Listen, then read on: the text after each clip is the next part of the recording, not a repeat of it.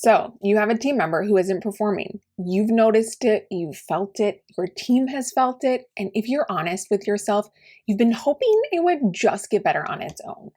In this video, I'm going to show you exactly what that delay is actually costing you and give you a clear step-by-step process for what to do instead.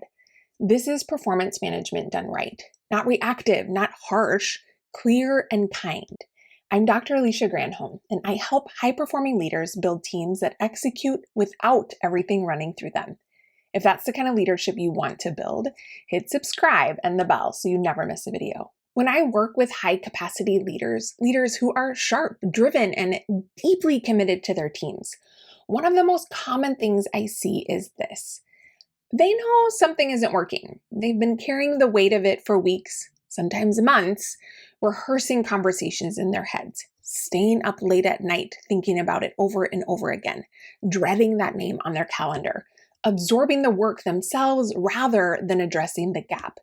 And what that looks like in real life is this. Think about what this is actually costing you. Every time you're lying awake thinking about their work, that's your strategic focus gone. Every avoided conversation, that's your team's trust eroding. The math on this is not small or inconsequential. Now ask yourself this. What's the cost of doing nothing? If nothing changes in the next 90 days, what will this look like? That question is exactly why you can't afford to stay stuck. Drop an emoji in the comments that describes how you're feeling if any of these costs are hitting home for you right now. Here's what I've seen in my research and in my work with leaders. There are two and only two reasons a leader delays action on a performance issue. One, they're not sure if they've done enough as a leader. Two, they're hoping the problem resolves itself and that their team will be patient in the meantime. Today, I'm going to eliminate reason number one for you. Reason number two, now that one's up to you. Before you label this as a performance problem or start thinking about a performance improvement plan, you need to ask a better question first.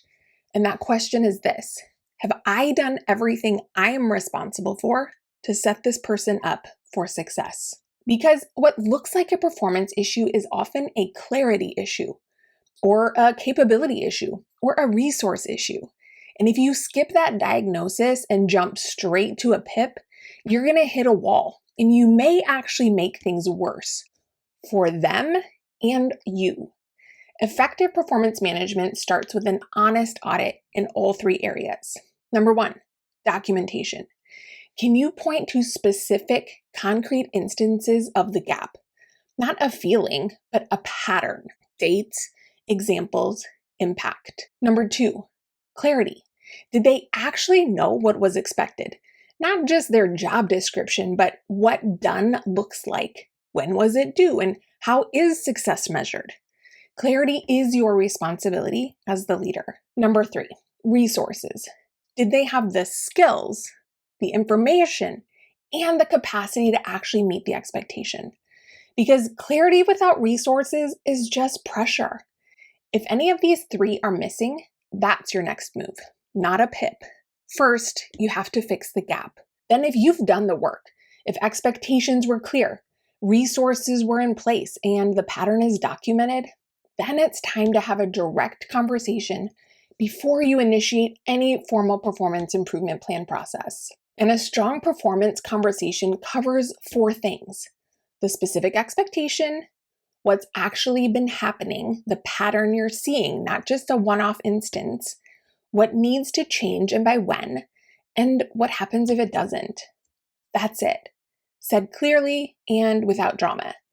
And this conversation will not be a surprise to them. If you've been addressing issues along the way, they already know something needs to change. This just makes the stakes explicitly clear. Leading well is not the same as indefinite patience. There comes a point where allowing continued underperformance is not kind, not to you, not to your team, and actually not to that person who needs to hear a clear signal that something has to change. Clarity is a gift, even when it's hard to give. Now, if you're dealing with a performance issue right now and you want a step-by-step guide to walk you through this process yourself, I created a playbook called Before You Call It a Performance Issue. It walks you through exactly what I just covered: documentation, clarity, resources, the direct conversation, and a full script to use word for word so you can move forward with confidence. Comment playbook below if this landed for you and grab the link in the description to get your copy today. If this gave you clarity, share it with a leader who needs it, hit the like button, subscribe if you haven't yet, and I'll see you in the next one.